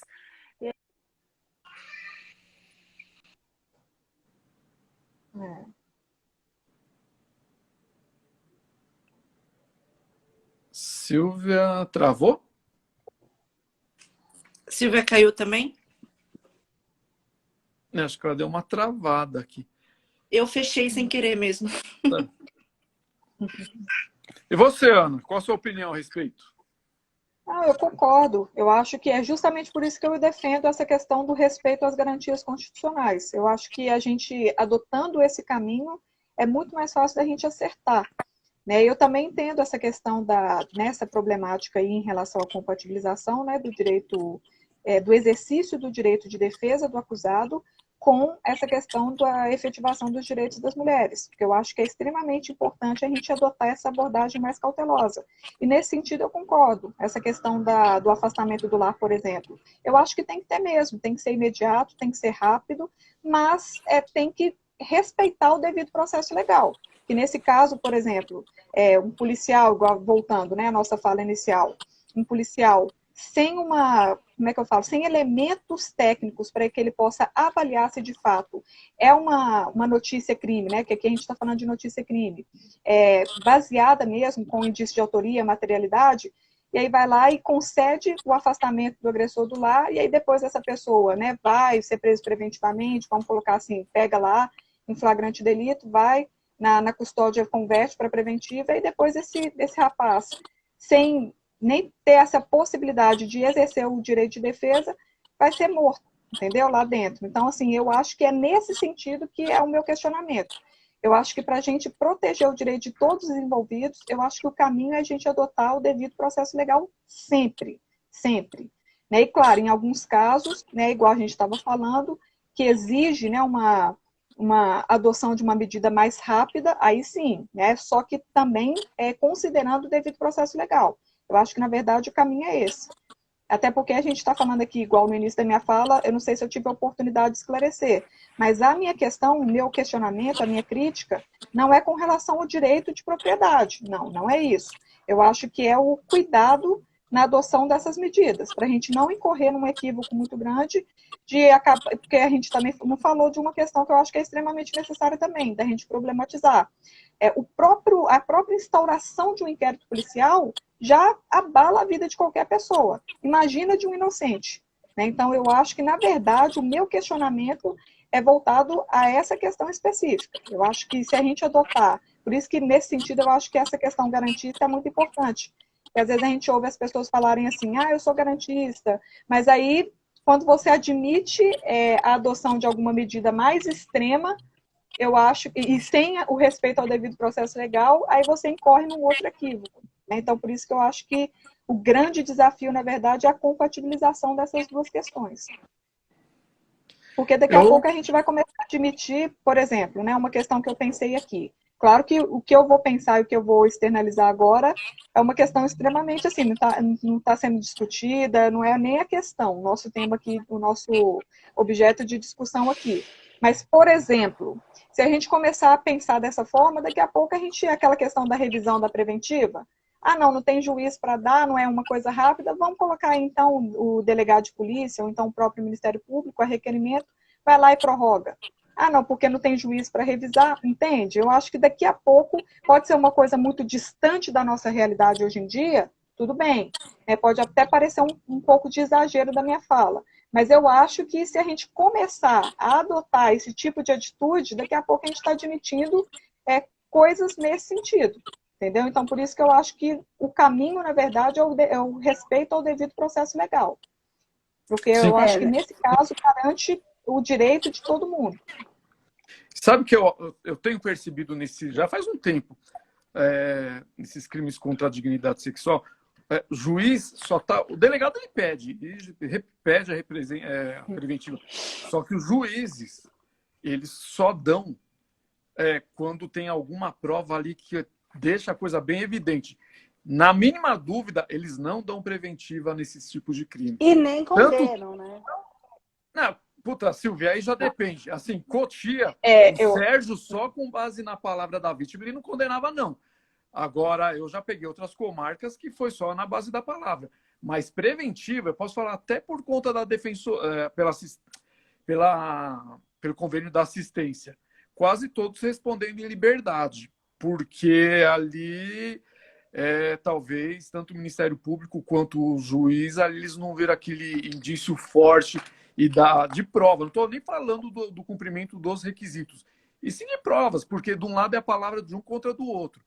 Então, assim, a Silvia tem a mesma experiência que eu na maior parte de processos desse tipo. Acredito eu, né, Silvia, dessa natureza que é Cotia. O doutor Sérgio, ele tinha uma faceta mais garantista nesse sentido. O doutor Ricardo também, ele é assim. A doutora Camila já muda um pouco.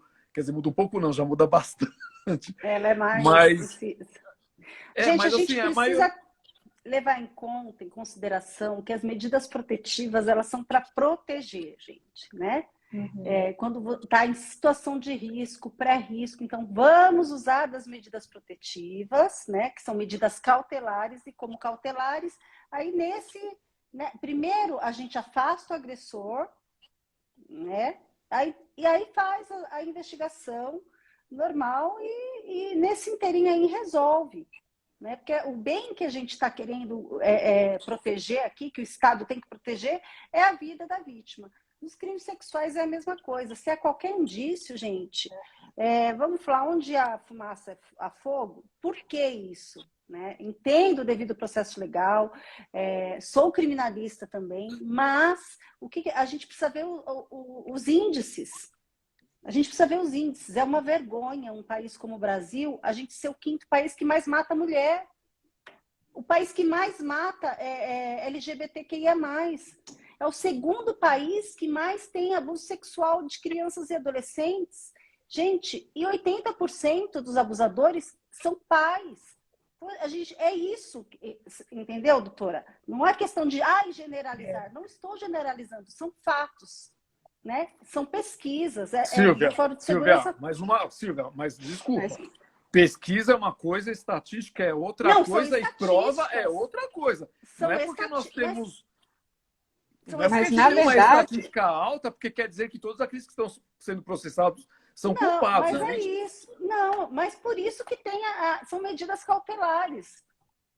São medidas cautelares. Mas na verdade, quanto medida cautelar, tudo bem. Em relação à condenação, não. Não, condenação não mesmo, porque, gente, é incrível. A gente consegue as medidas cautelares. Vamos falar de criança, de abuso infantil. Você Não, consegue vamos as falar medidas... assim, medidas cautelares protetivas, porque prisão é cautelar também, para deixar claro, né? Ah, não, a medida protetiva que eu estou falando de afastamento, tá? Não estou falando de prisão, não.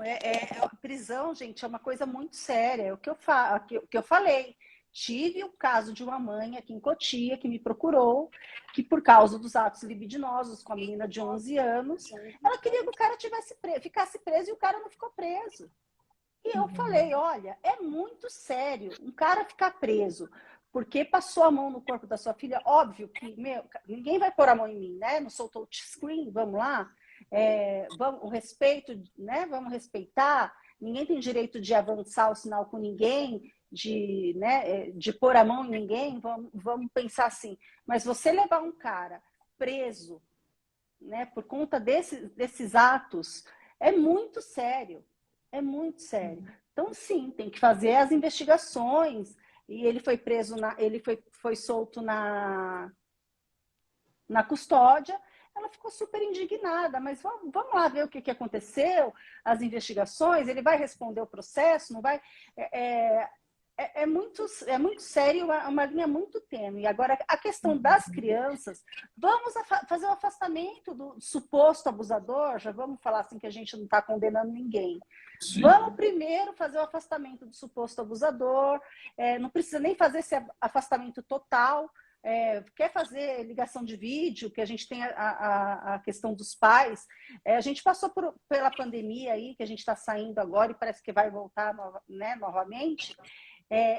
O horror, gente, aumentou consideravelmente. Não sou eu que estou falando, o doutor Henrique aqui está falando também. Eu não sei se vocês fazem criminal também, fazem abuso sexual. Aumentou consideravelmente, aumentou mesmo. Não, virou epidemia, Silvia. Por assim, quê? Porque se é mentira, se não é, virou não epidemia. Não é mentira, eu acho, gente, não é possível. E outra coisa, tem casos que a criança já está tão condicionada àquilo que ela não sabe que aquilo é um abuso. Que ela só vai descobrir que aquilo é abuso, que só descobriu agora quando voltou para a escola.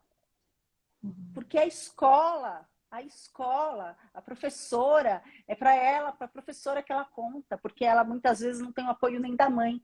Porque ela vai contar para a mãe que está sendo abusada. Tem mãe que fala para o filho de 7, 8 anos que ela está seduzindo o pai. Então, gente, é muito sério. A gente está falando de uma coisa que é muito séria. Tá? Aumentou consideravelmente. Eu falo porque é o que eu vejo todo dia, praticamente. Não, Silvia, não é consideravelmente, é absurdamente. Então, mas é que às vezes eu falando, a pessoa fala assim, a feminista, a Maria da Penha, não sei o quê. E não é, gente, é sério o negócio, é sério. A gente tem visto aqui muito. É uma realidade. Sabe?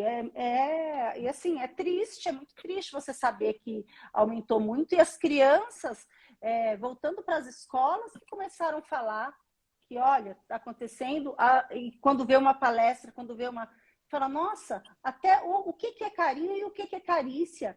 Tem criança que não sabe.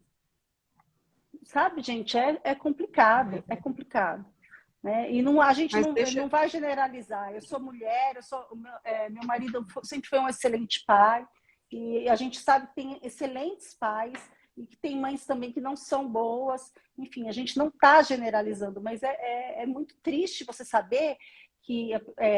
eu admiti também, tá, doutora? Eu admiti que pedofilia é uma doença, porque a pessoa só pode ser doente para querer ter relação sexual com um bebê, para ter relação sexual com uma criança de 1 ano, 2 anos, 3 anos, que é isso que eu vejo todo santo dia.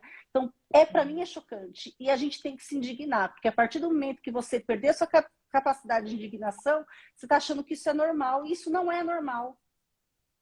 Tá? Eu tenho uma filha de 17 anos, que hoje eu dou graças a Deus que ela está com 17 anos, porque ela já passou da idade de que ela não pode mais se defender. Não está livre de sofrer qualquer coisa, mas ela já sabe se defender, ela já tem 17 anos.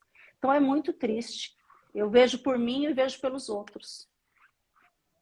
Mas deixa eu só pontuar algumas coisas aqui, porque a gente acabou falando de prisão, abuso sexual, tudo junto, né?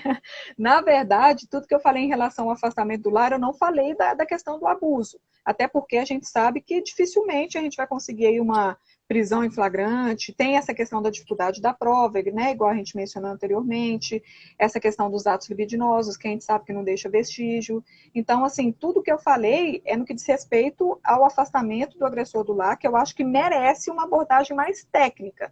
Mas, obviamente, que eu considero tudo isso que foi colocado aqui, acho, assim, que é extremamente importante a gente suscitar essas reflexões, né, até porque quem atua na prática sabe que a situação é bem delicada. E é igual a senhora falou, essa questão da própria criança não saber que aquilo ali é um abuso, né? Então tem que ter todo um cuidado para falar, para ensinar que, na verdade, o que é carícia, né? Tem uma linha muito tênue e até mesmo para a própria criança entender. Até porque existe esse tabu também de falar em casa.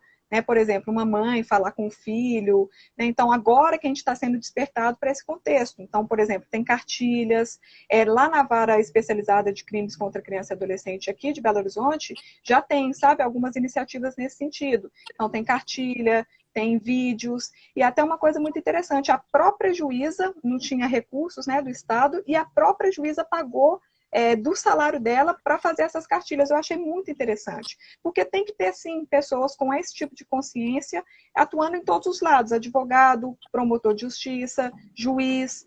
Então, por isso que eu acho que, na verdade, o que nós estamos falando aqui, acredito eu, que tem alguns pontos de divergência, mas, na verdade, nós estamos aqui num denominador comum, né? Todos nós entendemos que é uma situação que merece uma abordagem mais cautelosa e que também o respeito, igual eu falei, dessa questão para a gente não ficar numa coisa muito principiológica, porque senão a gente incorre no equívoco de ficar só na teoria.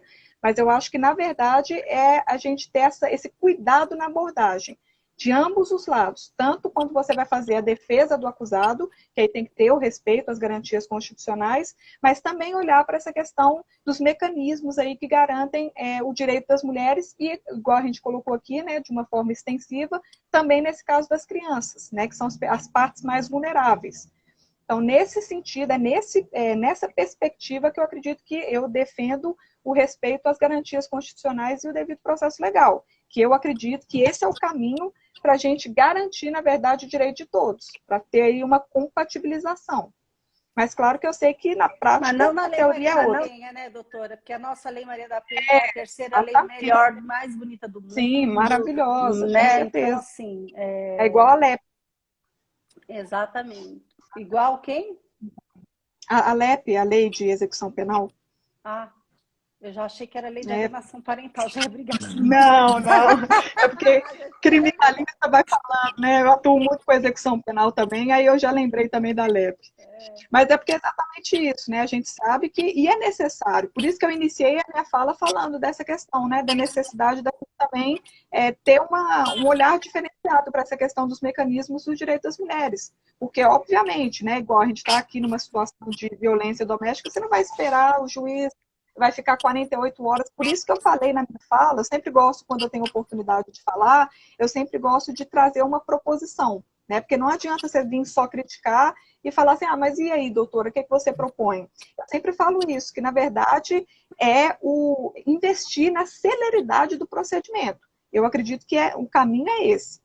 Entendeu? Até porque a gente sabe que, assim, tem algumas coisas, tem o recorte das comarcas, né, igual eu iniciei minha fala falando isso, que tem essa necessidade da gente estabelecer ali um recorte. Por exemplo, eu estou falando aqui de Belo Horizonte. Eu atuo em Belo Horizonte, na região metropolitana de BH e também em algumas cidades do interior. Mas claro que eu sei que eu daqui é diferente da realidade de vocês em Cotia, Sorocaba, né? Então, assim, é realmente uma questão que merece essa abordagem mais técnica. Por isso que todas as vezes que eu sou convidada, que eu tenho oportunidade de falar, eu gosto de trazer esse recorte também. Porque às vezes eu falo aqui da minha realidade, mas aí eu desconsidero a realidade da doutora Silvia, que trabalha só com isso, eu desconsidero a realidade da doutora Luciana, do doutor Henrique. Então, por isso que eu acredito que, na verdade, a gente trabalhar dessa forma, nessa perspectiva, respeito às garantias constitucionais, igual, né, a própria doutora Silvia falou, primeiro a gente garante a medida protetiva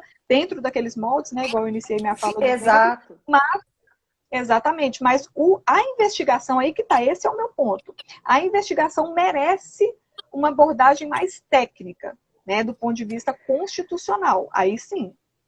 Mas, doutora, assim, a Lei Maria da Penha, o que acontece? Mesmo que o infeliz preso, ou vá preso, não, mesmo que ele responda, ele é condenado a 5, 6, 7 meses. Então, assim, é muito pouco. E aí ele sai avisado, né? Ele vai preso em que situação? Em que ocasião? Se ele descumpre a medida protetiva.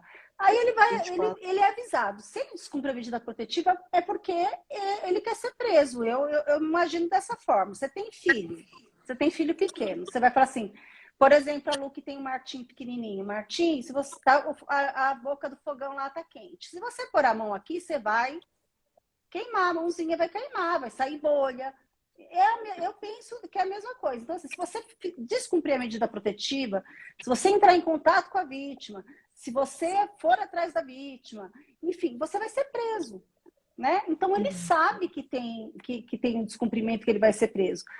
Eu até tive um caso inédito aqui, eu até falei pro Henrique aqui em Cotia, que o rapaz foi preso por descumprimento de medida protetiva, ficou 5 meses preso e na audiência o juiz não soltou ele. O juiz não na audiência na primeira audiência, o juiz aqui, a IJ, não soltou ele. Ele continuou preso preventivamente e para continuar as investigações, porque o juiz achou que ele era uma pessoa muito perigosa. Enfim, depois a advogada impetrou um habeas corpus, ele saiu. Mas eu achei assim maravilhoso. Ele descumpriu medidas protetivas reiteradas vezes. Então, isso. Ele sabe que ele não pode fazer. Se ele vai fazer, ele está correndo risco, né? E aí, nesse caso, a gente já fala de uma outra questão também, que é essa questão do descumprimento, né? Que já é uma outra abordagem. Igual, por exemplo, recentemente teve aquele caso, né, da moça que infelizmente foi tatuada, né? Eu não estou muito inteirada do caso, mas até onde eu acompanhei as notícias, foi descumprimento, né? Foi 2 vezes, 2 descumprimentos, né? Então, ou seja, uma situação reiterada. E estava solto. Tá vendo como é que assim, é muito diferente, né? A abordagem, assim, quando a gente vai olhar na prática. É de uma forma. Exatamente. Por isso que eu falei, ele está preso há 5 meses. Nossa! Eu que trabalho há tantos anos com Lei Maria da Penha, falei, o cara está preso há 5 meses, nunca vi isso, e realmente nunca vi isso na minha vida. Mas assim, tomara que tenha aprendido, foi solto e não procurou mais a minha cliente. Isso é que é bom, importante. que bom. Isso que é importante, aprendeu. Ninguém que vá para uma cadeia, ninguém que vá para uma prisão, né, em sã consciência vai querer voltar. Né? Todos nós aqui trabalhamos, somos criminalistas e sabemos que não é fácil. Né? Ninguém que vai e tenha uma consciência vai querer voltar. Bom, pessoal, era para ser um bate-papo de uns 40 minutos. Extrapolando. Estamos quase em 2 horas. A Ana Luísa tinha compromisso, pelo jeito, acho que já não tem mais. Não, mas inclusive gostaria até de aproveitar aqui o espaço para pedir desculpas, viu, gente, por esse problema aí de conexão. A gente sabe que sempre tem, né? Mas assim, porque realmente hoje foi um dia atípico, assim. A gente corre o risco, né, doutora? Sempre, mas para finalizar, pessoal, que já vou passar a palavra para cada um aqui, é aquela questão que eu acabei colocando, né? De um lado, nós temos a necessidade de punição de pessoas que incidem ali em violência doméstica, crime contra a dignidade sexual de crianças, e do outro lado temos a questão ali de garantias da pessoa acusada. E aí é aquele pêndulo, é aquela guerra, né? De um daqui, de um dali, você tem que proteger um aqui, proteger o outro ali, como equilibrar isso? E aí são as discussões. E eu sempre falei, né, Silvia? Silvia testemunha que cada vez mais a violência doméstica, né, as questões da lei de violência doméstica, eles vêm reduzindo as garantias das pessoas presas. Só que o problema, na minha opinião, é que isso vai chegar uma hora, que já está acontecendo, que vai começar a ter o efeito inverso.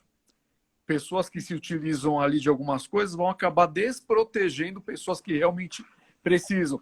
Mulheres que denunciam caluniosamente homens inocentes vão fazer com que essas coitadas ali, essas crianças que precisam de proteção, passem a ter menos. Olha, imagina, né, Silvia? É mais ou menos matemático. Quanto mais inquéritos bobos você investigando, menos atenção você dá para aquele que precisa. Enfim, esse é o grande problema. Então, eu digo assim, vocês que advogam, não passem vontade com petições de denunciação caluniosa. Peçam, pede para o promotor determinar a instauração, pede para o delegado. Se acontecer isso, porque vocês ali, indiretamente, vocês estão protegendo as mulheres que precisam. Esse aqui é o recado que eu deixo. Pessoal, boa noite. Silvia, a palavra está com você, depois eu passo para a Luciana e depois a Ana finaliza. Boa noite. Mais uma vez é um prazer estar aqui na live Jurisprudência Comentada. Sigam o nosso canal aqui, compartilhem, foi muito boa a live. A gente está aqui para discutir mesmo, para conversar, ver todos os pontos de vista, somos todos profissionais. E quero falar para vocês que toda segunda-feira nós temos lá o Núcleo de Atendimento a Vítimas de Violência Doméstica na OAB Cotia, das 9 às 11h30 da manhã. Estamos fazendo o atendimento lá amanhã. E logo, logo a gente vai estar expandir o núcleo para o Henrique atender os homens também, tá bom? É isso, gente. Não os homens vítimas, né? Vítima também, né, gente? Porque os homens, a família toda, né? Eu acho que quando há violência, né, doméstica, eu acho que a família toda é vítima. Precisa de cuidados. Tá bom? Luciana. É um prazer. Desculpa, Silvia, te atropelei. Imagina, foi um prazer estar aqui com as doutoras, com Henrique, doutora Lu e doutora Ana. Obrigada. Bom, boa noite também. Obrigada pelo bate-papo. Durou um pouquinho mais, né? Desculpa eu entrar atrasada também, né? Eu tinha acabado de chegar em casa. Mas eu gostei bastante, né? Não só de arte que eu faço aí para vocês. Consegui falar Inclusive, um pouco. obrigada, hein? Obrigada. Boa noite. Ana? Bom, agradecer a gentileza do convite, né? Já tem um tempo que eu acompanho a live, né, Jurisprudência Comentada. Como diz o próprio doutor Henrique, eu sou uma live espectadora. Então, para mim, foi uma honra, principalmente com essa composição feminina, né? Logo que eu vi que ia ser a doutora Silvia, a doutora Luciana, com todo respeito, né, aos colegas também, né, o doutor Marcelo, o doutor Matheus, todo mundo. Mas agradeço mais uma vez a gentileza, a oportunidade de poder contribuir aí com as discussões. E me coloco também à disposição, tá? Eventualmente, se precisar de falar também qualquer outra coisa, estamos aí sempre. É isso aí, pessoal. Boa noite. Obrigado aí a todos os live espectadores.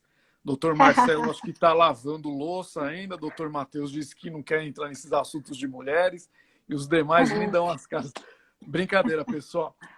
Bom, até o próximo encontro. Tchau, tchau. Obrigado a todos. Obrigada. Tchau, tchau. Tchau, tchau.